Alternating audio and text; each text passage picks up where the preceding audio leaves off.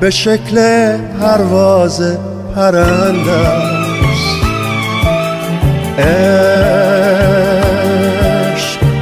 خواب آهوی رمنده است. من زائری تشنه زیر باران،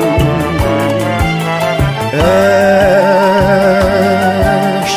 چشم آبی اما کشنده است. من میمیرم از این آب مسموم، اما اون که مرده از عشق تا قیامت هر لحظه زنده است. من میمیرم از این آب مسموم.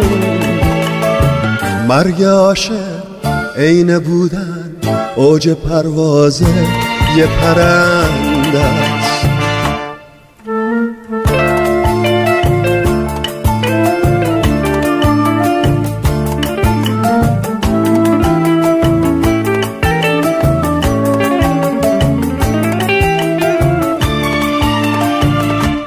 تو که معنای عشقی به من معنا بده،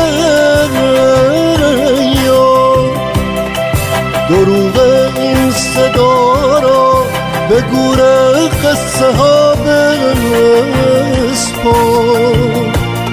صدا کن اسممو از عمق شب، از نقب دیوار. برای زنده بودن دلیل آخرینم باش. منم من بذر فریاد، خاک خوب سرزمینم باش. طلوع صادق عصیان من بیداریم باش. گذشتن از مرز وجوده، مرگ آغاز راه قصه بوده. من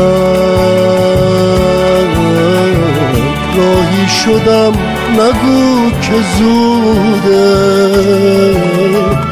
اون کسی که سر سپرده مثل ما